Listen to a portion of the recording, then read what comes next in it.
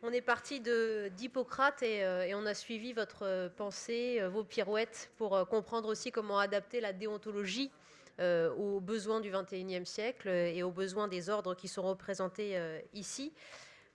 J'ai beaucoup de questions à vous poser et puisque l'idée est celle de la table ronde, on va essayer de sortir peut-être du discours propre à chacun des ordres et de se retrouver très vite en convergence sur cette réflexion avant de susciter les questions de la salle.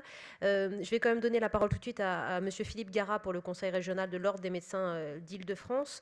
Est-ce que vous pouvez nous dire peut-être sur les dernières évolutions du code de déontologie, vos souhaits, vos envies d'adaptation de cette déontologie aux besoins d'aujourd'hui? Monsieur Garat, on vous écoute. Oui, merci. Comme l'a très bien dit notre philosophe, le code de déontologie est quelque chose d'évolutif. Il n'est pas gravé dans le marbre. Récemment, il y a eu des évolutions qui ont été portées au niveau de la fin de vie. Vous savez qu'il y a eu beaucoup de réunions, beaucoup de discours à ce sujet-là. Et les articles du code sur ce sujet-là ont évolué. Ils ont été réécrits. Il y a beaucoup d'autres articles qui ont été réécrits, notamment avec l'évolution de la médecine. L'apparition des déserts médicaux va faire bientôt apparaître un article qui interdit la médecine foraine complètement obsolète, parce qu'on va être obligé de revenir à la médecine foraine dans certains endroits, avec des camions qui dépasseront le médecin pour se rendre dans les villages auprès des personnes qui ne pourront pas se déplacer. Donc tout ça, la déontologie est bien vivante, elle n'est pas figée.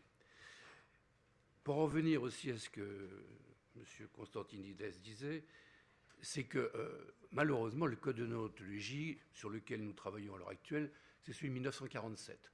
Il est régulièrement réadapté par le ministère de la Santé, le Conseil d'État et l'Ordre national.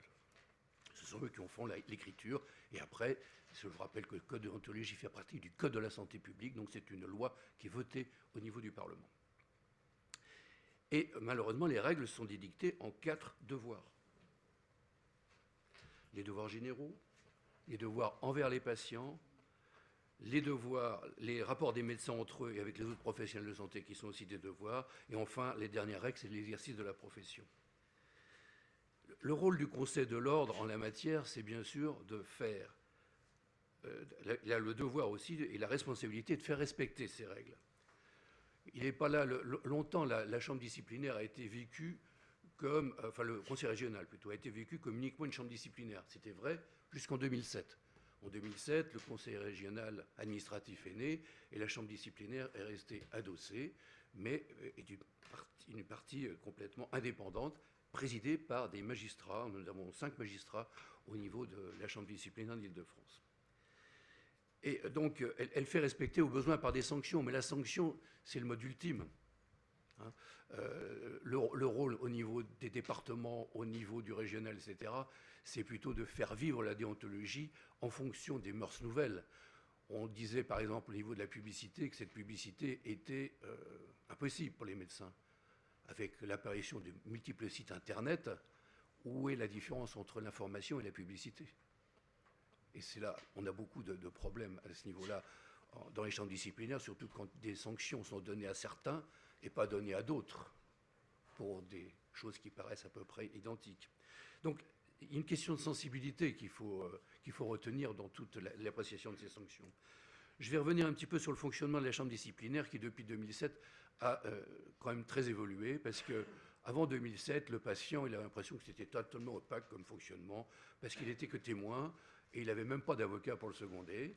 Et le médecin, lui, il était accusé, et quand il se sentait injustement accusé, eh bien, il ne pouvait rien faire, sauf aller au civil pour obtenir une réparation éventuelle. Pensez bien qu'il était content d'être déjà sorti du disciplinaire, il n'avait pas envie de se mettre dans d'autres affres judiciaires.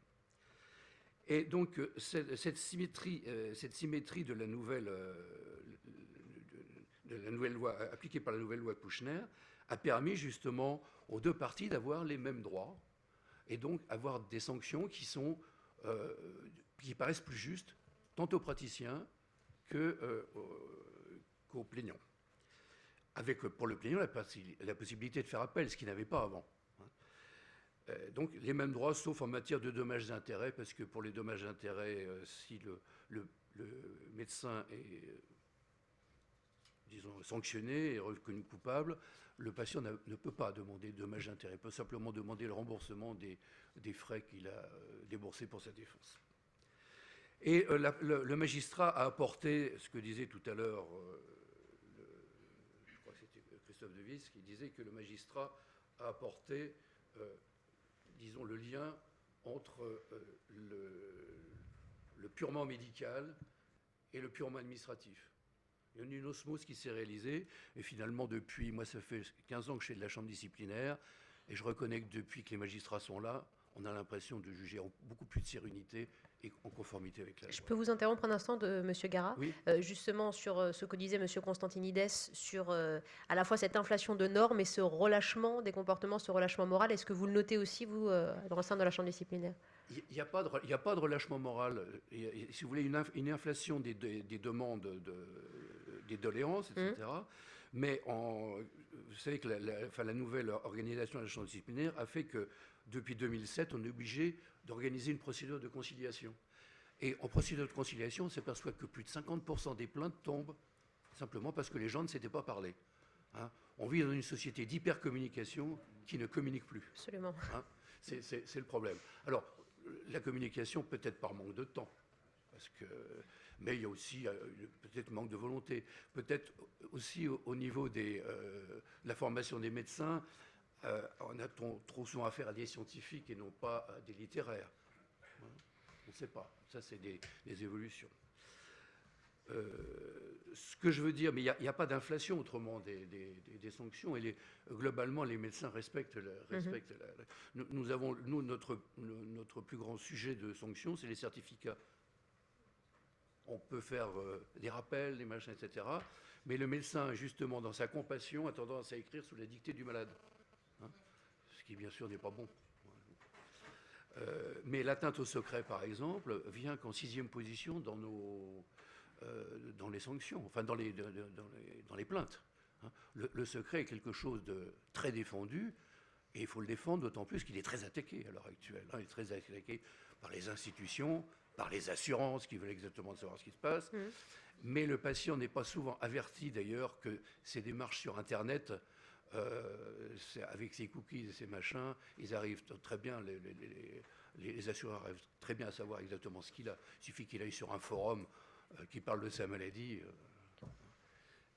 Ça, c'est le problème du big data. Est-ce que vous permettez qu'on fasse juste un petit tour rapide sur ce qu'on vous reproche déontologiquement, profession par profession, et après on reprend. Pour vous, pharmacien Martial Fraisse, quel est le point saillant et le reproche principal qu'on fait aujourd'hui déontologiquement à la profession? Je crois que vous l'avez déjà amorcé avec le charlatanisme, ou en tout cas l'aspect négociant qui prend parfois le pas. La grosse difficulté du pharmacien, et je l'ai déjà exprimé tout à l'heure, c'est d'être également un commerçant. Donc la déontologie pour le pharmacien, c'est d'avoir des règles claires, assimilées à des bonnes pratiques, qui permettent de donner un repère au pharmacien pour savoir qu'est-ce qu'il doit avoir comme relation avec les autres professionnels de santé et avec la population qui l'entoure et qui a recours à lui. Mais il y a une notion dans les règles qu'on n'a peut-être pas mis trop en lumière, c'est que la règle est là pour être appliquée, pour obtenir une sanction, mais une règle, par définition, elle protège. Les règles sont protégées. Dans la pétition que j'ai citée tout à l'heure, on finissait par dire « cet État doit être protégé par le gouvernement ». Mais protéger donc l'État de pharmacien, c'est également non seulement pour le pharmacien lui-même, mais également pour la population. Une règle est là, elle a une raison d'être qui est souvent la protection. Donc on n'a pas fait cet effort pédagogique de simplifier ou de mieux traduire dans un code de déontologie, c'est ce que l'on va essayer de faire dans l'adaptation d'une autre, c'est d'avoir justement ce repère qui permet de dire nous sommes là pour protéger et la population et votre exercice pour que les relations entre vous tous soient claires. Donc cette vision de la déontologie, on devrait finalement l'enseigner déjà aux étudiants pour leur faire comprendre, ou même déjà à l'école, comprendre ce que c'est qu'une règle, qui elle doit protéger, et surtout parce qu'on a la chance de bien travailler ensemble et de bien se connaître au niveau des ordres de santé d'Île-de-France, le faire évoluer finalement vers une sorte de cercle de qualité. cette notion de cercle de qualité, c'est ce qu'ont les Suisses, et dire plutôt dans la prévention, voilà, fixez-vous des objectifs qui vous amènent vers un cercle de qualité dans un exercice commun au bénéfice d'une population, là, on aurait vraiment une vision d'une déontologie qui ne soit pas une violence, puisque nous sommes dans un monde de violence constante, où cette violence s'accroît de mois en mois, on le voit de plus en plus fortement. Rien qu'à voir la façon même dont les malades expriment leur maladie, les mots qu'ils utilisent, on voit des différences entre le avant 11 janvier et après 11 janvier dans le vocabulaire. Le diabète n'est plus seulement une maladie silencieuse, mais c'est une maladie qui terrorise. Et donc, cette vision dans un monde de violence, on peut s'en passer en faisant comprendre aux professionnels de santé tels que nous avons, les relations que nous avons avec eux, que ce ne doit pas être qu'une violence, mais également une protection pour les aider à exercer dans un cadre dans lequel ils doivent pouvoir avoir des relations sereines avec les patients. Et une démarche de qualité, le cercle de qualité. Le cercle de qualité. En avant, Cécile Cazalet, finalement, je crois vous rejoignez évidemment sur le discours. Par exemple, pour les pédicures podologues, il y a cette nécessité de crédibilité que peut entourer aussi ce code de déontologie et qui est fondamental pour la profession que vous représentez. Tout à fait. Alors, de toute façon, c'est prévu dans les écoles. Ça, par contre, le code de déontologie est décortiqué dans les écoles. Bon, moi-même, je suis enseignante dans un institut de pédicurie podologie et je décrypte chacun des articles, ce qui est un exercice difficile, parce que les interprétations à première vue ne sont pas les bonnes. Les jeunes qui sont ensuite diplômés se doivent de prêter serment devant le conseil régional. Et lors de leur inscription, ils sont là par petits groupes et on leur refait les élus et moi-même, leur expliquons ce que c'est que le code, quels sont leurs devoirs.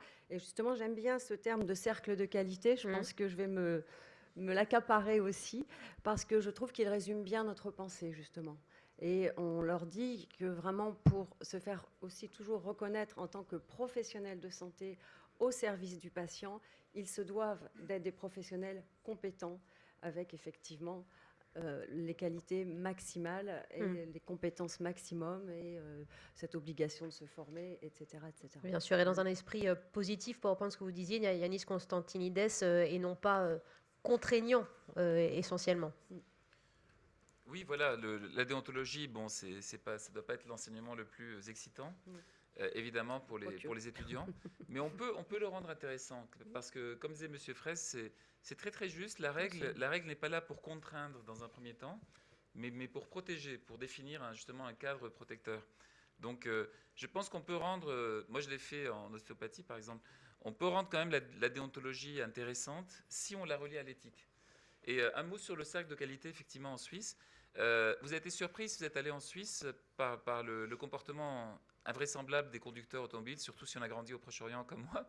C'est-à-dire que, comme il y a des routes en fait, à voie unique, quand une autre voiture arrive, elle se met sur le bas-côté, à l'au moment, 150 mètres avant l'autre voiture, pour laisser l'autre passer. C'est une discipline extraordinaire. Alors, c'est celui qui est le plus près qui passe et l'autre qui attend. Mais ça permet alors un tel respect des règles. À mon avis, bon, soit on peut l'expliquer par la mentalité allemande de certains Suisses, soit on se dit que c'est bien enseigné. On comprend que la règle est vraiment dans l'intérêt général. Oui, pour ça aussi, il faut l'exemple supérieur dont vous parliez tout à l'heure, qui n'est pas toujours partagé. Benoît Le Gouëdec, vous représentez ici l'ordre des sages-femmes. On a envie de vous entendre sur l'évolution déontologique de votre profession, ce que vous souhaitez et quel est aujourd'hui l'état des lieux. Nous, la difficulté, c'est que les compétences des sages-femmes évoluent régulièrement et le code de déontologie, pas dans les mêmes temps. Donc en fait, on a une difficulté à faire suivre l'évolution de la déontologie pour justement permettre un exercice conforme aux compétences et libre des sages-femmes pour les patients. Et là, on est dans la lourdeur administrative, juridique. On est dans quelque chose qui devient en adéquation et qui met des porte-à-faux dans l'exercice et pour les ordres et qui lutte et pour les les sages-femmes dans leur quotidien et finalement pour les patientes, en fait. Et ça, c'est tout lié à l'historique de la profession. Quelles évolutions vous semblent aujourd'hui les plus nécessaires en dehors de cette adaptation qui paraît plus que légitime? L'évolution nécessaire est extrêmement liée aux actes et puis à la protection des femmes avec les mouvements sociétaux, notamment le secret, par exemple, pour les violences faites aux femmes, les modifications des comportements avant les lois, c'est ce que je dirais tout à l'heure, comment de temps en temps, effectivement, on va à l'encontre des lois dans l'histoire des sages-femmes pour défendre ces droits-là. Et la déontologie doit évoluer et s'ouvrir à ça, sinon ça devient tellement figé qu'au final, on la transgresse par nécessité de lois humaines. Très bien, mais je vous en prie, je ne veux pas vous court-circuiter votre discours, donc on vous écoute, Benoît Le Goddec. Alors, ce que vous vouliez dire. Donc moi, je vais juste essayer de livrer une réflexion sur la déontologie des sages-femmes, justement à partir de son identité qui est très liée à son histoire, sachant que la déontologie dépasse les frontières régionales et qu'effectivement, ce n'est pas propre à notre secteur. Peut-être que la spécificité du secteur d'Île-de-France tient à sa population, qui entraîne des mouvements, des adaptations à sa diversité et qui emmène les sages-femmes à s'engager pour une protection des patientes, qui majore leur risque professionnel individuel, mais qui les oblige aussi à une entrée dans le jeu politique, et ce qui donne une difficulté à l'ordre interrégional avec une grande vigilance, compétence et une réflexion qui doit être très importante pour assurer ces missions. Donc d'une façon très générale, la prise de conscience du pouvoir que les techniques et la science a donné aux professions médicales a amené les sages-femmes, comme les autres, à la nécessité de fixer des règles de fonctionnement. Donc initialement d'essence morale, le code de déontologie est devenu réglementaire. Il a précisé les dispositions concernant l'exercice professionnel. Et pour ce faire, le code de déontologie rassemble les droits et les devoirs de la sage-femme en vue de respecter une éthique professionnelle pour exercer son art au mieux de l'intérêt des patients. Il contient alors des règles techniques et juridiques et un garant de la qualité des soins offerts aux patientes, un cadre de référence pour la compétence des sages-femmes, aussi bien dans son approche technique qu'éthique. L'Ordre des sages-femmes donc, le soumet au Conseil d'État, au gouvernement, qui le publie au journal officiel, et le code de déontologie fait maintenant partie de la quatrième partie réglementaire du code de santé publique. Il est dicté par le gouvernement, donc il s'impose de fait. Et chaque sage-femme en exercice s'engage à le respecter, et il y a des sanctions ordinales prévues par les instances de régulation s'il y a manquement à cette déontologie professionnelle. Le dernier code de déontologie en date étant celui de 2012, puisque les compétences des sages-femmes évoluant, plusieurs codes de déontologie se sont succédés. Je voulais revenir à la définition de la profession de sage-femme, qui est une profession médicale à compétences définies. Et son histoire professionnelle, sa mise sous tutelle pendant de longues décennies, comme l'a rappelé Madame Varvarine ce matin, sa formation, qui lui rappelle ses limites, va conférer à la sage-femme une identité forte, mais aussi une identité où la peur et le retrait existent, qui entraînent certaines à agir pour se protéger. Et le code de déontologie lui rappelle dès ses premiers articles qu'elle ne doit pourtant pas aliéner son indépendance professionnelle.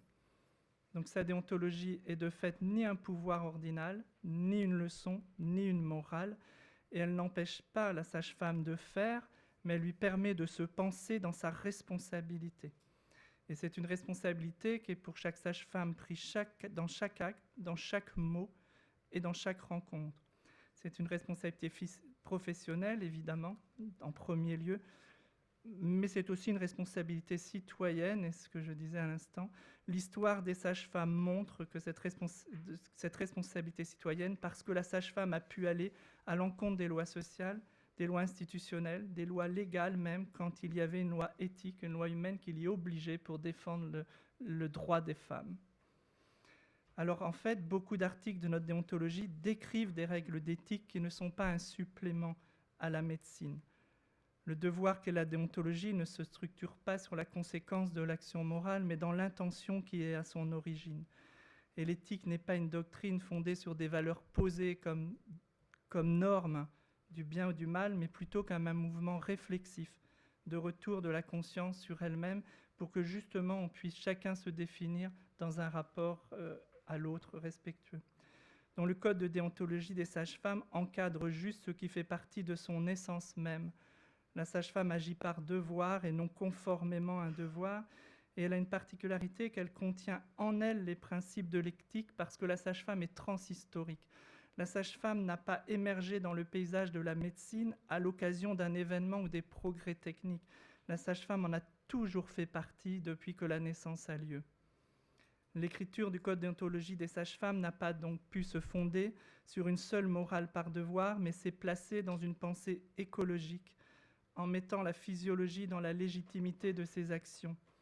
Elle ne peut trouver son éthique dans des simples déterminés, car au plus précis de la science maïeutique, c'est comme ça qu'on définit notre art maintenant, existe toujours du non-savoir, et les sages-femmes savent très bien que c'est ici que se trouve l'accès à la solution pour chaque patiente. Et c'est comme ça que la contingence reste possible pour aller dans un espace personnel ouvert. Donc l'éthique de la sage-femme, en ne venant pas avec des seuls déterministes à modifier les regards cliniques, et reste une éthique de l'invention, une éthique de la créativité, assumant le maintien des inattendus. Mais cela ne l'empêche aucunement de mettre en exercice les données actuelles de la science ou de respecter sa déontologie pour le bien des patientes. Ça lui donne tout simplement une dimension supplémentaire démocratique. Parce que la formation de la sage-femme et sa déontologie est basée sur des connaissances précises, sur l'efficience base médecine, le devoir rationnel exclut l'abus de pouvoir et d'autorité.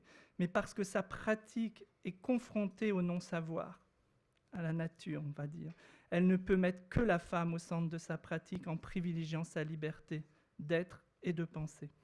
Et je dirais, pour être peut-être un peu philosophique, que la sage-femme est cette extraordinaire alliance entre une éthique de l'hétéronomie fondée sur la nature et une éthique de l'autonomie fondée sur le devoir, fixée par sa profession. Et la déontologie des sages-femmes contient de fait son espace de liberté et d'engagement pour la santé et le droit des femmes. Et cette action légitime son engagement pour les générations futures et pour une vie authentiquement humaine. Grâce à l'écriture de son code de déontologie, l'ordre des sages-femmes est en mesure de penser comme une volonté libre.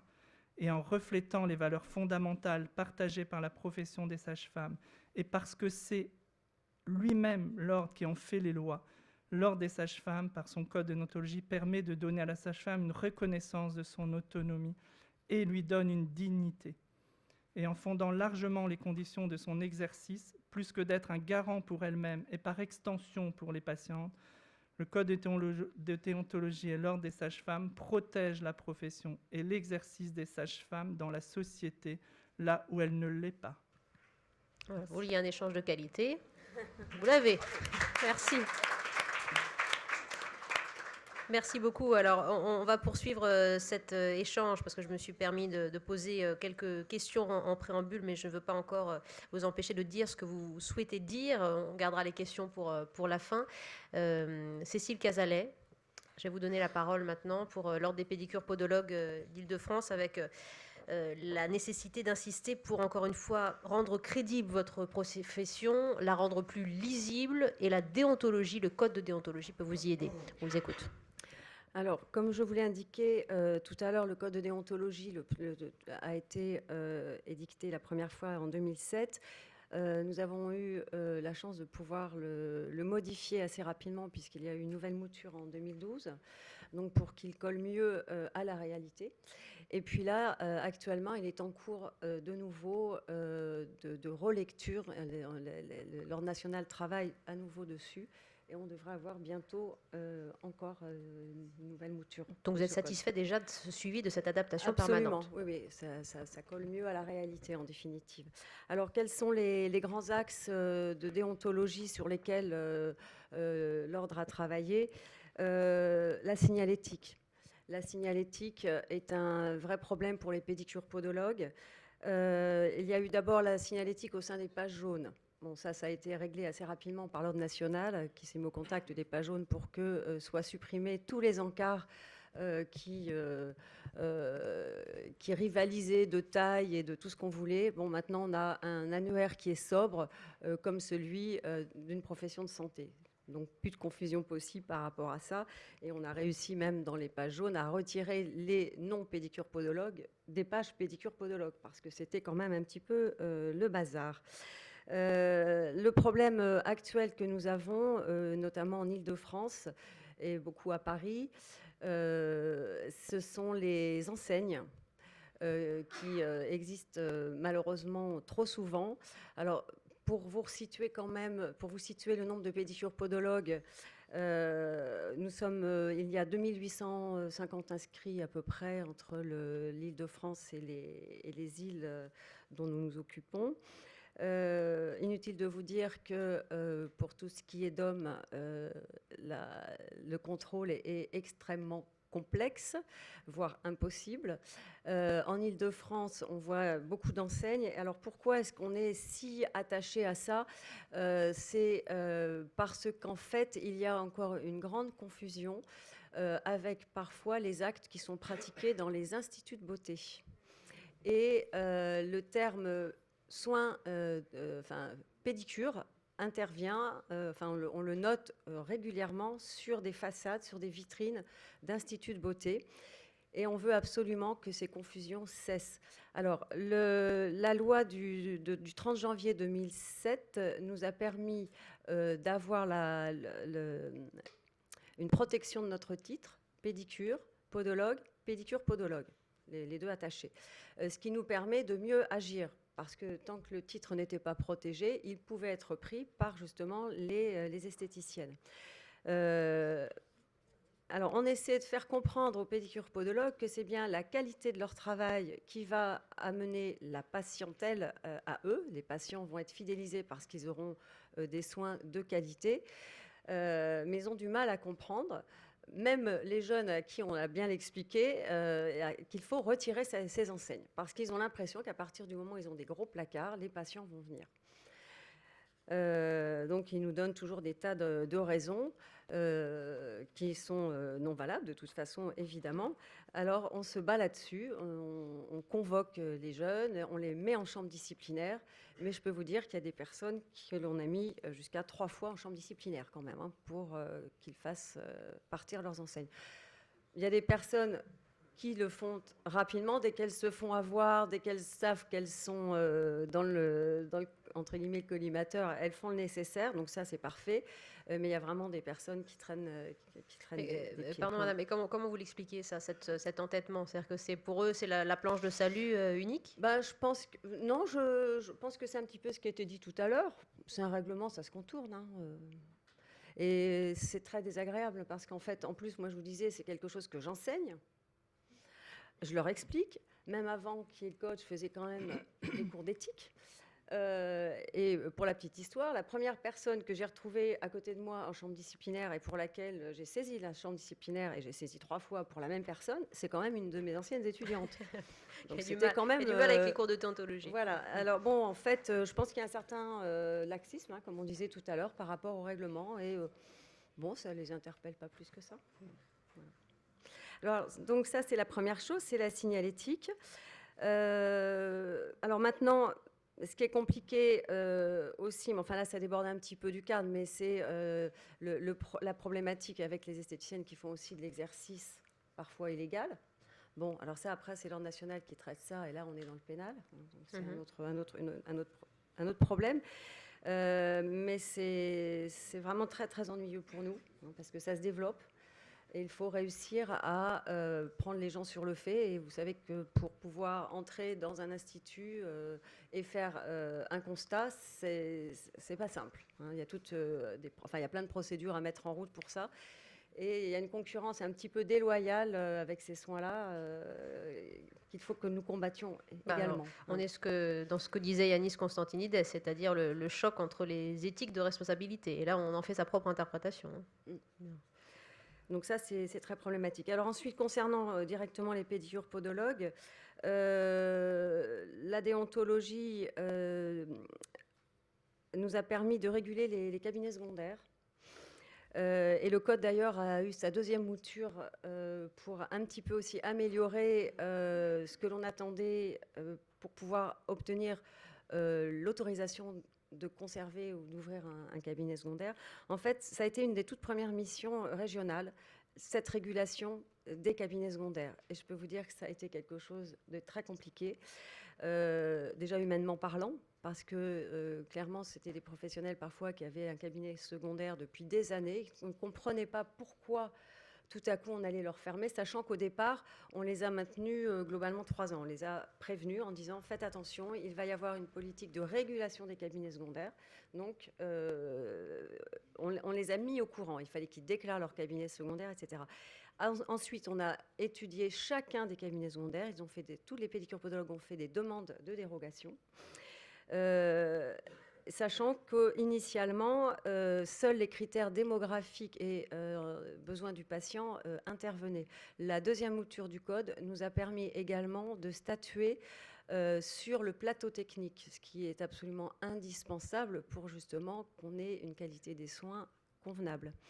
Ce qui fait que le refus de cabinet secondaire aujourd'hui peut s'appuyer sur le entre guillemets non-besoin des patients, sur un problème donc démographique qui ne justifie pas l'ouverture d'un cabinet, et également sur la défaillance d'un plateau technique. Et ça, c'est très important. C'est-à-dire qu'un cabinet secondaire, c'est pas le cabinet comme ça en plus. Non, il doit répondre aux mêmes exigences que celles qui sont requises pour un cabinet principal. Et ça, c'est un gros travail. Alors, il y a eu, quand même, pour avoir une idée des chiffres, il y a actuellement 74 cabinets secondaires en tout, ce qui n'est pas énorme, dont 5 seulement à La Réunion. Il n'y en a pas d'autres, a priori, dans les autres endroits. Et sachant qu'au départ, il y avait à peu près 150 cabinets secondaires. Merci Madame Cazalet, merci beaucoup et on attendra des questions de la part de l'assistance si vous en avez sur le sujet. On va revenir à Philippe Garat pour le Conseil régional de l'Ordre des médecins d'Île-de-France. Vous nous parliez du travail de la chambre disciplinaire et la déontologie médicale, elle est essentielle. On aura peut-être des questions d'ailleurs sur le secret médical et sur la nécessaire préservation de ce secret. On vous écoute Philippe Garat pour la suite de votre argumentaire. Qu'est-ce que vous voulez que je vous dise? Je vous sors des statistiques? Je vais vous si montrer elles sont parlantes. Non, je vais quand même vous montrer l'influence des règlements sur la chambre disciplinaire et sur l'activité de la chambre disciplinaire.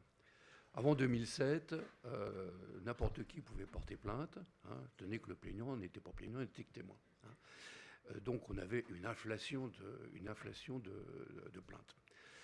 À partir de la loi de 2007, la saisine se fait obligatoirement toujours par le conseil départemental et les plaignants sont très limités, en nombre très limité. Le conseil départemental, ensuite l'institutionnel, l'ARS, les CEPAM, etc., le procureur. Voilà. L'organisation de la conciliation, comme je vous disais, qui était nécessaire à partir de 2007, la loi Kouchner à ce sujet-là est une grande loi là-dessus, parce qu'elle a défini les devoirs des médecins, les devoirs de patients, mais en même temps, elle a finalement permis une meilleure cohabitation de tout le monde. Et on peut citer la loi sur l'indemnisation des accidents médicaux, qui est une très très grande loi, parce que ça a permis aux victimes d'être indemnisées sans que le médecin ou le professionnel de santé soit désigné comme coupable. Alors, donc, en 2007, l'organisation des conciliations a fait diminuer notablement le nombre de plaintes qui sont venues devant la chambre disciplinaire. Mais il y a un deuxième impact en 2009, après la loi HPST, avec la création de la CAJ. C'est vrai, la CAJ, c'est quelque chose qui est resté pendant 3 ans. C'est la contribution à l'aide juridique. C'était 35 €. Ces 35 € pour déposer plainte, ça a fait chuter le nombre de plaintes. Il y a eu le nombre de plaintes, mais en tout cas, les plaintes qui n'étaient pas assorties d'un paiement de la CAJ étaient gérées par ordonnance, donc étaient mises à la poubelle. Et en 2012, les nouveaux gouvernements ont de nouveau enlevé la CAJ, et on a vu le nombre de plaintes augmenter. Alors, il est évident que les plaintes farfelues ou les plaintes de CMU, etc., ça a toujours existé, parce que, de toute manière, la CAJ, ils ne la payaient pas, donc ce n'était pas un gros problème.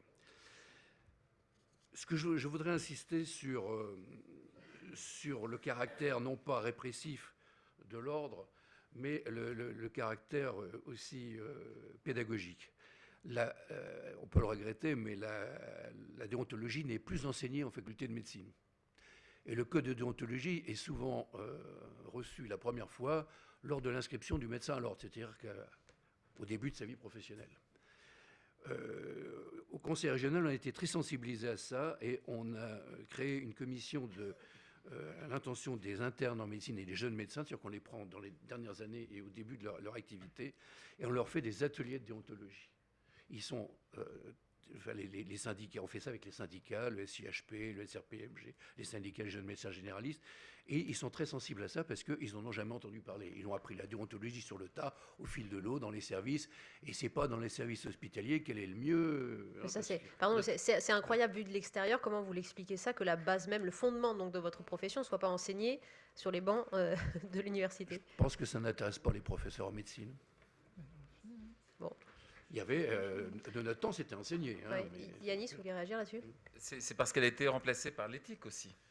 Par l'éthique, parce qu'on fait des cours d'éthique en médecine maintenant, mais une éthique hors sol, une éthique incantatoire, qui ne repose pas sur les règles pratiques de la profession. Oui. Benoît? L'un n'empêche pas l'autre, puisque nous, justement, il y a des enseignements d'éthique, mais des enseignements de déontologie, jusqu'à analyser chaque article pour qu'avant même de sortir, les sages-femmes, les futures sages-femmes, aient une notion de cette déontologie et de son application et des médiations qui peuvent... Vous êtes resté vigilant, Philippe Garat, oui. Oui, le problème, c'est que moi, j'ai fait le tour des doyens et qu'ils ne veulent pas en entendre parler, ils ne veulent pas l'intégrer à leurs études. On a reçu un accueil très poli, on est allé 2 ou 3 fois devant des assemblées de 400 jeunes internes, et finalement, c'était des grandes messes qui ne servaient à rien, quoi. Donc, c'est pour ça qu'on a décidé de passer, non pas par le haut, par les doyens, mais on est passé par le bas, par ceux qui en ont besoin, et ils se sont trouvés très sensibilisés à ça. Donc, on va avoir certainement des ateliers déontologiques en soirée par petits groupes. Et ces ateliers s'appuient sur des cas que nous avons vus en chambre disciplinaire. On discute par exemple un certificat médical, une atteinte au secret, une atteinte à la dépendance professionnelle, des problèmes de publicité sur Internet, etc. Et ça les intéresse énormément parce que c'est des cas vivants. Et on leur donne après les vraies règles s'ils ne les ont pas comprises. Ouais, écoutez, merci pour ce travail. Martial Fraisse, tout à l'heure, vous nous parliez de cette démarche de cercle de qualité. Normalement, l'indépendant de la déontologie, de l'éthique et du code, c'est la clause de conscience. C'est-à-dire qu'on peut refuser à un moment donné d'agir par éthique dans l'exercice de sa fonction. Et en préparant cette journée, vous m'avez dit que la clause de conscience n'existait pas pour les pharmaciens. Voilà, le pharmacien est la seule profession de santé à ne pas avoir de clause de conscience. Et donc, c'est un sujet qui est en débat actuellement au niveau du Conseil de l'Ordre, du Conseil national, pour savoir si on doit demander d'avoir une clause de conscience. Mais la clause de conscience, en matière de pharmacie, elle doit être parfaitement définie, simple, parce qu'une clause de conscience ne doit pas être une clause de conscience sectaire, que ce soit pour la vaccination, mais que ce soit bien une clause de conscience dans un cas bien particulier, qui est l'interruption volontaire de grossesse, je dis le pire, enfin pas le pire, le terme est très mal choisi, mais qui est un enjeu qui peut représenter un problème de conscience pour un pharmacien. Donc évidemment, on a vu beaucoup de reportages actuellement sur la pilule du lendemain, sur les moyens de contraception pour les jeunes femmes. Évidemment, tous ces sujets ne font pas partie de la clause de conscience. La clause de conscience se limite à une molécule, 2 maximum, dont la délivrance est spécifiquement donnée à un autre professionnel de santé qui s'appelle un médecin gynécologue. Donc on a bien quelque chose à définir si on doit le définir, et encore, je dirais, je n'en suis qu'un porteur de parole et je ne suis pas ni décideur ni législateur pour savoir quel doit être l'encadrement, mais tel que la définition est en train de s'établir, c'est bien dans ce cas particulier, précis et sans autre dérive qu'on doit avoir une clause de conscience si nous devons en avoir une. Et je continue à dire toujours, dans toute notre activité disciplinaire au niveau des pharmaciens, il y a un terme qui revient souvent et on peut reprendre dans la signalétique et autres, c'est la concurrence. Mais la haute autorité de la concurrence le dit elle-même. La concurrence ne doit pas nuire à la qualité. Et ça, tout le monde doit en être parfaitement conscient. Et s'il y en a un exemple que l'on peut citer, qui est un exemple littéraire, c'est Shakespeare, qui doit bien nous rappeler que c'est le pharmacien qui a vendu le poison à Roméo.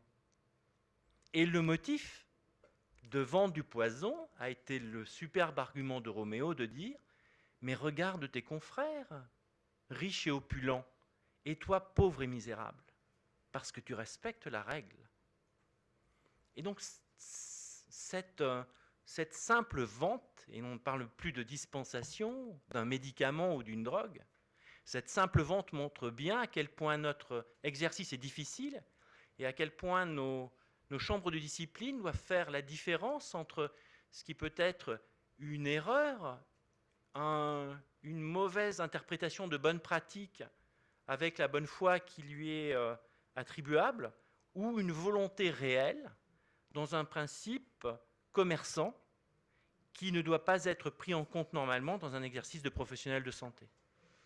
Martial, il vous reste 3 minutes avant les questions de la salle pour développer d'autres arguments sur la déontologie des pharmaciens, si vous le souhaitez. Alors, sur la déontologie des pharmaciens, quand je parlais de monde de violence, quand on prend une sanction, déjà quand on dépose une plainte et ensuite quand on prend une sanction, quelque part on exerce une violence par rapport à la personne qu'on a sanctionnée. Et je peux vous dire qu'en tant que président de chambre avec le président du tribunal administratif de Versailles ou la vice-présidente qui préside justement ma chambre de discipline, on se pose toujours la question, et mes conseillers avec moi, quand on a des cas dramatiques, de savoir, mais en sortant, est-ce qu'il ne va pas aller à Sèvres-Babylone se jeter sous le métro?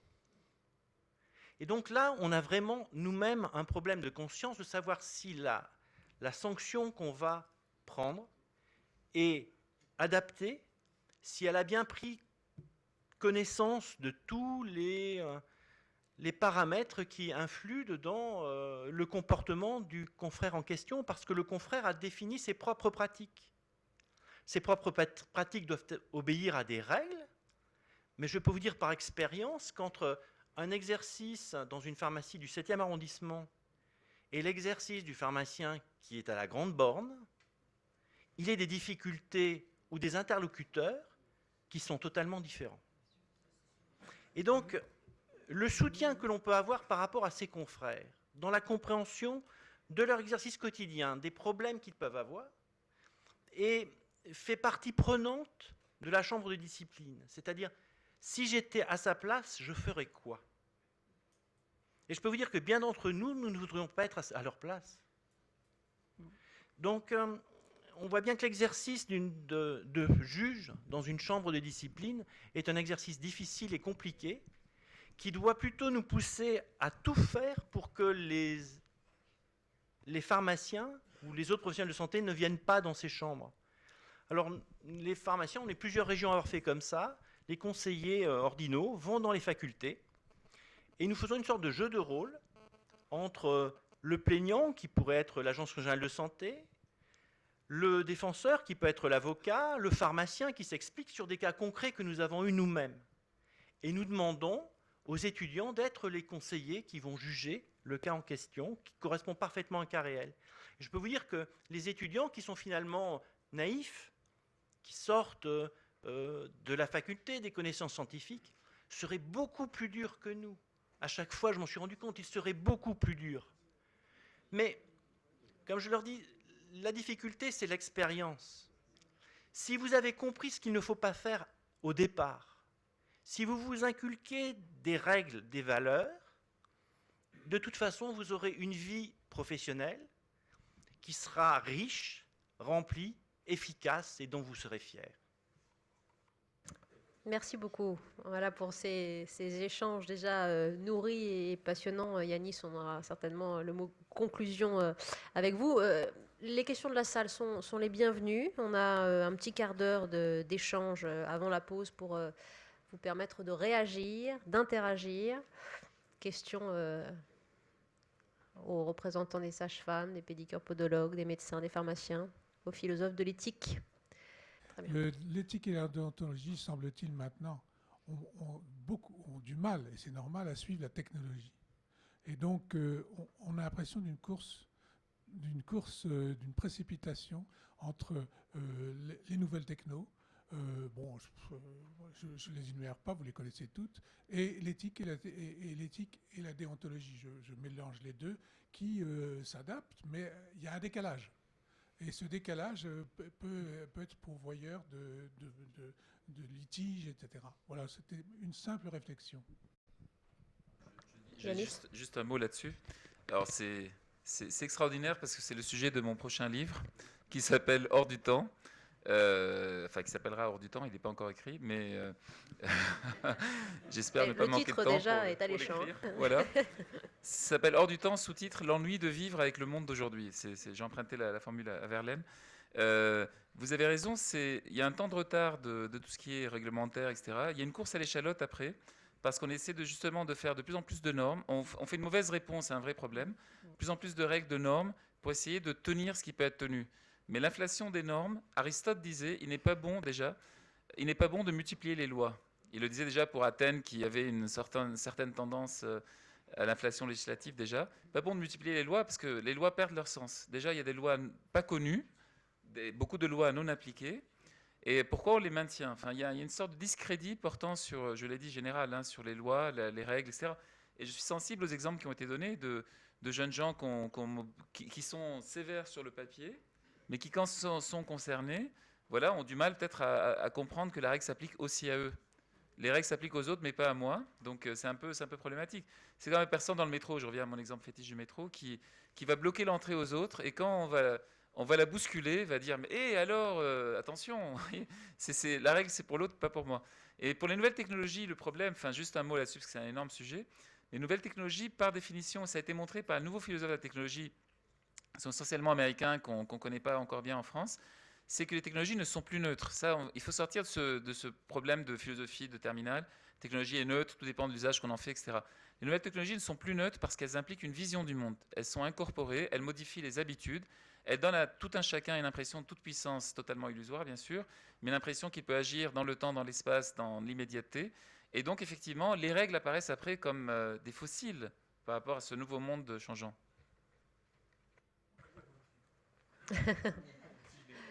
Parution, quand, un an annoncé Alors, elle est fixée, j'ai une pression énorme. Fasse un peu de pub. Elle est fixée au 15 octobre, la parution. Voilà. Très bien, vous avez un été studio devant vous. Avez-vous des questions, chers amis? Monsieur. Conseiller de l'Ordre des kinésithérapeutes. J'aimerais savoir, pour ceux qui ont une expérience en chambre disciplinaire, moi-même ayant déjà une bonne expérience de ce côté-là, les sanctions qu'on rend ont-elles un rôle pédagogique à l'heure actuelle?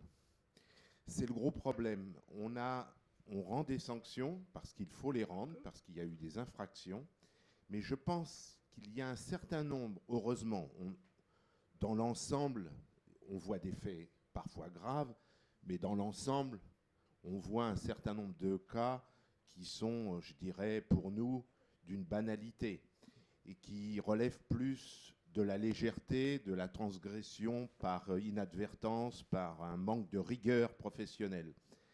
Et la question, je me la suis posée pas plus tard que cette semaine, puisque j'ai siégé cette semaine, à la suite de différentes affaires.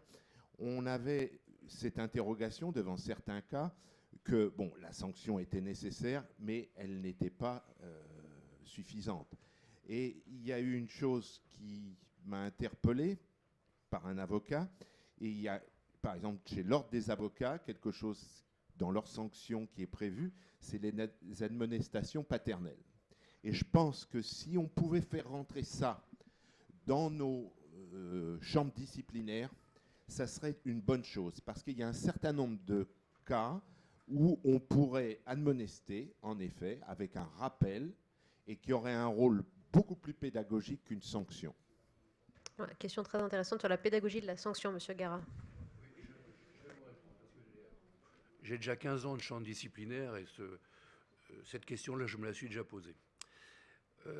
Avant 2007, le médecin passait que devant ses pairs.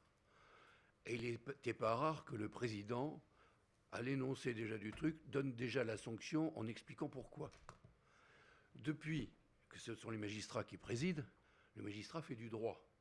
Donc on ne doit pas faire ni de morale ni d'explication.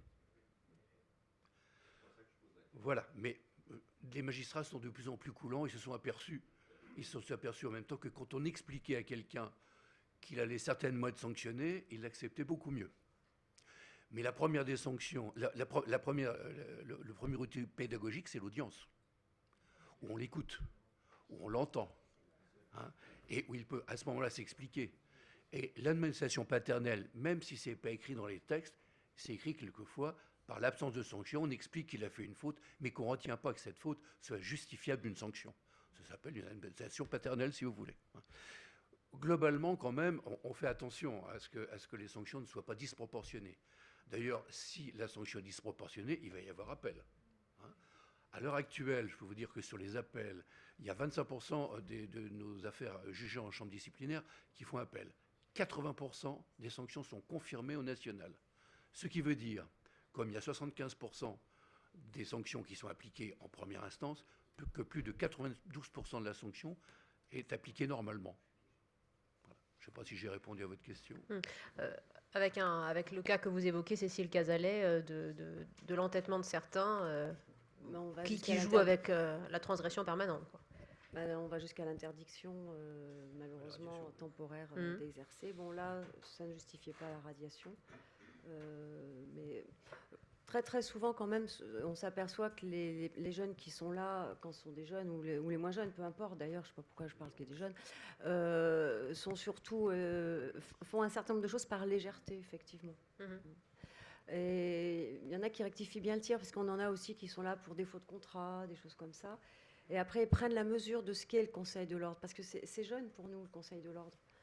Et ce qu'ils reçoivent du Conseil de l'ordre, bon, ça passe parfois à la poubelle, en fait. Ils ne font pas plus attention que ça. Et le fait d'être convoqué en audience, déjà de faire un mémoire, etc., c'est pédagogique pour eux, ça, déjà. Parce que là, ils prennent la mesure de la force du Conseil de l'ordre. Et pour beaucoup, je pense que c'est une bonne leçon. Voilà. Après, il y a toujours un petit pourcentage de personnes qui vont continuer à faire le nécessaire pour ne pas être dans les clous ou pour essayer de... je ne sais plus comment on peut dire, mais enfin bref, ils se débrouillent quand même, ils ne respectent pas la loi, quoi qu'il en soit, et ils ont toujours une bonne raison. Mais globalement, le fait d'avoir une sanction disciplinaire, ne serait-ce qu'un avertissement, les remet dans le droit chemin. Une connotation aussi solennelle et tout à fait, tout à fait. Mais on a même eu une personne qui avait eu, il me semble, un blâme pour quelque chose quand même c'était un problème vis-à-vis d'un patient. Ce n'était pas rien. La personne, là, a fait appel parce que là, c'était sa fierté qui était attaquée. Martial Fraisse, vous voulez réagir sur le sujet de la sanction, vous qui parlez de l'adaptation difficile, parfois de la sanction au fait. Oui, les pharmaciens ont la même... ont la même perspective, c'est-à-dire qu'il nous arrive de convoquer à la suite d'une séance administrative, c'est-à-dire la séance à laquelle on inscrit les nouveaux pharmaciens, un pharmacien sur lequel on a eu un signalement ou une plainte, pour pouvoir lui faire une admonestation et lui faire comprendre quels sont les problèmes qu'il peut entraîner par l'attitude ou l'exercice tel qu'il se les définit dans ses propres règles. Et évidemment, ça a une portée. C'est-à-dire de se retrouver finalement hors chambre de discipline à la fin d'une séance administrative, mais dans le même cadre, face à ses pairs, quelque part, ça responsabilise. C'est-à-dire se dire, oui, mais la prochaine fois, ça va être plus grave, j'aurai possibilité d'avoir une sanction. Et donc, on a recours quand même de plus en plus à ce genre de pratiques pour faire de la pédagogie. Et les pharmaciens sont très pragmatiques et s'adaptent facilement. C'est-à-dire que les choses se disent et permettent d'éviter la multiplication des clichés. C'est-à-dire, l'autre le fait, pourquoi pas moi? Et là, en matière de santé publique, ce défaut peut devenir une qualité. Celui-là fait de la prévention et il est connu pour ça, ben pourquoi pas moi? Et quelque part, avoir un message de santé publique, ne serait-ce que dans sa vitrine, plutôt que d'avoir un étiquetage de bazar ou des les choses telles qu'on pourrait le définir. D'ailleurs, les pharmaciens polonais ont porté ça à la Cour de justice européenne avec un magnifique panneau 3 mètres sur 3. Vous aviez 2 belles têtes de vaches qui disaient « Arrêtez d'être les vaches à lait, venez plutôt chez nous, les médicaments sont moins chers ». Donc les pharmaciens polonais ont demandé à la Cour de justice européenne de savoir quelle était la limite dans ce que nous appelons dans le Code de la santé publique la tact et la mesure, difficile à définir. Et dans les travaux que nous avons sur le Code de l'odontologie, c'est d'avoir plus de précision sur ce qu'on peut appeler le tact et la mesure et quitter cette notion qui finalement ne veut plus dire grand-chose. Quand on voit Internet, justement, ou comment interdire à un pharmacien de faire de la publicité ou d'acheter pour son site Internet un référencement, alors qu'il suffit de contacter les moteurs de recherche hors France pour avoir des pop-up qui apparaissent et vous permettent d'être sûr en premier, simplement parce que vous avez acheté de nouvelles chaussures et que vous risquez d'avoir des ampoules. Donc on voit bien les limites que la technologie peut donner à notre exercice, mais sauf si on arrive à éduquer les gens, et j'ai toujours une grande sensibilité pour l'éducation, notamment l'éducation thérapeutique, mais je pense que l'éducation en général commence très jeune et peut permettre d'éviter des problèmes non seulement de santé publique, mais de violence dans la société que l'on retrouvera plus tard, puisqu'en général, on récolte quand même ce qu'on a semé. Les pop-up ne connaissent pas le tact et la mesure, hein, pas encore. Plutôt version agressive des choses. Encore une ou deux questions. Madame. Merci. Dans nos différents codes de déontologie, il y a un chapitre qui s'intitule « Les devoirs envers nos confrères ». Et je pense, bien que je méconnaisse, et je vous prie de m'en excuser, les codes de déontologie des pédicures, podologues ou des masseurs-kinésithérapeutes, je pense qu'il y a ce chapitre dans vos codes, tout comme il y a dans le nôtre, chirurgien-dentiste. Je pense qu'il serait peut-être utile qu'il y ait une réflexion pour que nous étendions cette partie-là de nos devoirs déontologiques à l'ensemble des professionnels de santé. Je suis chirurgien-dentiste et j'ai dû attendre une décision du Conseil d'État indiquant que dans le cadre d'une sanction prononcée contre un médecin spécialiste, la présence d'un chirurgien-dentiste n'était pas une faute, n'était pas une erreur, et qu'elle était parfaitement justifiée. La défense des précarés, la défense corporatiste, je pense, joue à l'inverse de ce que nous pourrions souhaiter, surtout dans l'évolution de la prise en charge des patients qui se porte vers une prise en charge globale des patients, et donc la nécessité de connaissances, bien sûr, mais aussi d'échanges avec les différents professionnels. Et il me semble que ça serait une évolution intéressante que de nous ouvrir les uns et les autres aux pratiques, aux règles et au respect des autres professionnels. Merci Madame. Qui veut répondre? Monsieur Garat? C'est déjà dans le code. Hein. C'est déjà dans le code. Hein. La confraternité, c'est aussi à l'égard des autres professionnels de santé. C'est les devoirs envers les autres aussi. C'est déjà dans le code de déontologie. Hein. Vous avez l'air d'en douter, Madame. Ou en tout cas, c'était pas assez transparent. L'expérience, et j'en ai énormément du mon comptage, fait que entre les principes, bien évidemment, entre ce qui est écrit, et vous soulignez, monsieur, qu'il était nécessaire qu'il y ait des évolutions, je pense, vous parliez beaucoup, madame, de vos jeunes confrères pédicures, podologues. Je pense qu'avec nos jeunes confrères, déjà, leur vision de l'exercice de nos professions évolue, et il me semble qu'il serait louable, et dans l'intérêt de nos patients, que les échanges, la connaissance et donc la reconnaissance de nos différentes spécificités serait profitable à l'ensemble de la population. Monsieur Martial Fraisse vous répondre. Oui, tout simplement, on peut dire que la perfection n'existe pas, mais l'amélioration toujours. Je pense que même dans nos institutions, ou nos institutionnels qui sont là pour nous aider, avec lesquels on a des interactions constantes, notamment l'Agence régionale santé d'Île-de-France. Et nos institutions sont parfaitement conscientes des problèmes que peuvent poser la prise en charge de patients, ou de patients complexes, ou de patients dans le cadre de pluriprofessionnalité. Je pense qu'on a une loi qui s'appelle la loi HPST, qui a été faite pour cela, avec des articles qui sont clairs, mais des décrets d'application qui tardent à paraître, pour certains, et qui permettraient d'organiser justement cette prise en charge. Parce qu'il ne faut pas l'oublier, nous sommes là pourquoi ? Nous sommes là pour des patients. Et c'est ça le principe.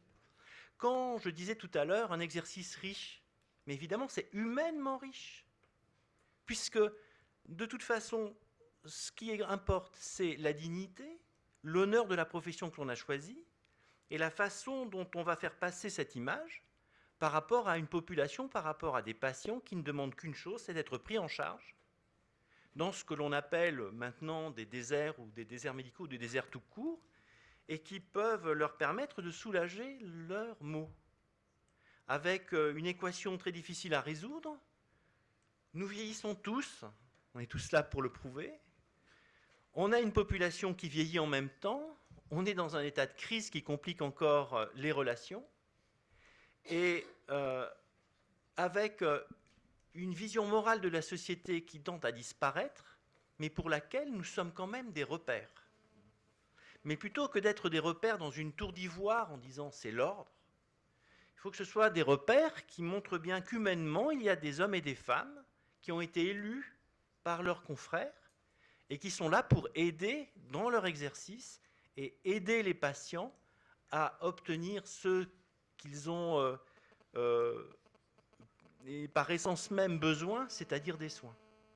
Donc finalement, moi j'aime être très optimiste.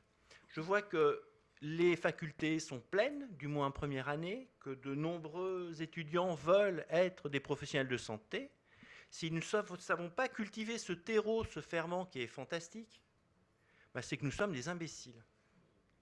Et donc franchement, ce que j'espère le plus, c'est que ce soit ces futurs professionnels de santé qui comprennent le plus tôt possible ce qu'est un ordre, ce qu'est être professionnel de santé, quels sont leurs devoirs et leurs obligations, et surtout, quel est le plaisir qu'ils peuvent avoir à exercer. Parce que sans plaisir et sans avoir ce goût de l'exercice, de toute façon, on n'arrivera jamais à rien. Bah, écoutez, on boucle la boucle du discours introductif de notre philosophe sur le plaisir, éthique de responsabilité et confiance, finalement aussi, c'est le mot qui revient et qui sous-tend notre discours. Oui, je ne pensais pas qu'on prendrait autant de plaisir dans une réunion sur la déontologie, mais c'est très bien dit.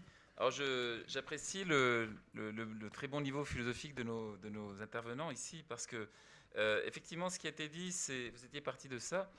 Qu'est-ce qu'une règle ? Et je pense qu'il y a un double rapport, je vais aller très vite là-dessus. D'abord, aux nouvelles technologies, parce que comme les règles sont très complexes, pour des raisons... Même un contrat d'édition aujourd'hui qui intègre le numérique, c'est extrêmement complexe. Le contrat fait 10 pages de plus qu'avant, je peux en témoigner. Et on valide tous, on coche tous des cases. Vous savez, sur Internet, par exemple, quand on accepte un logiciel ou quelque chose, évidemment, on ne lit pas le contrat. Enfin, je ne sais pas si on devrait le faire, mais en tout cas, moi, je le parcours, mais c'est quand même long et complexe, et les contrats Microsoft, c'est les pires. Enfin, bref.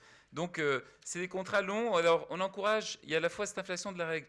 Et si on va au Parlement européen, par exemple à Bruxelles, à Strasbourg, on se rend compte qu'il passe un temps infini, alors c'est totalement, là pour le coup, totalement barbant, sur des détails, par exemple les plaques pour les voitures ou transfèrement des prisonniers ou des choses comme ça.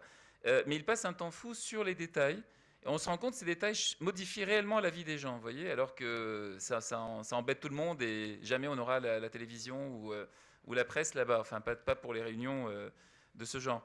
Donc il y a à la fois cette nécessité de la règle, en même temps le fait qu'elle est vidée de sa substance dans les faits, c'est-à-dire les gens ne la respectent pas, on l'a vu, et puis qu'elle devient un cadre un peu fantomatique de l'activité. Donc il faut lui redonner vie, vous l'avez bien dit. Et puis comme vous disiez aussi, j'ai beaucoup aimé les sages-femmes étant toujours un peu à part, ayant toujours une place entre deux, entre médecine et paramédical. C'est intéressant de le dire. C'est aussi l'idée, je termine là-dessus, que Le cadre, c'est aussi la condition. Terminons justement sur une note optimiste, comme disait M. Fraisse. Le cadre, c'est aussi la condition de la liberté, de l'invention, de la créativité. S'il n'y a pas de cadre, s'il n'y a pas des repères, on ne peut évidemment pas créer. Je pense toujours à la peinture de la Renaissance, un bon exemple très classique et très démagogique finalement, mais peinture de la Renaissance qu'on a retrouvée en Caravage récemment, où effectivement c'est par l'application, je dirais, frénétique des règles qu'on arrive à créer du nouveau. Hein. Et là, c'est ça qu'il faut aussi mettre en avant pour le respect, l'intérêt du respect des règles. C'est qu'on peut devenir un automate, un pur automate, un fonctionnaire du soin, si elles sont respectées bêtement, n'est-ce pas? Mais on peut aussi créer dans les règles. On peut retrouver l'esprit par la lettre, hein, comme je l'ai dit. Donc, vous disiez que l'idée, c'est de fonder la volonté libre grâce au code de déontologie. J'ai beaucoup apprécié cette formule, qui me rappelle notre formule de Nietzsche. Je vais conclure là-dessus. Nietzsche a écrit un très beau texte qui s'appelle « Danser dans les chaînes », où il parle de la danse, justement, comme modèle de la pensée. Et il dit « Les danseurs s'infligent, vous savez, une discipline extraordinaire ». Moi, pour illustrer cette pensée, cet aphorisme, je mets toujours une photo de Baryshnikov en train de planer, de voler. C'est ce respect fanatique, les musiciens le savent bien ici, ou les danseurs, c'est ce respect fanatique des règles qui permet la liberté. Mais dans un deuxième temps, il faut commencer par les règles.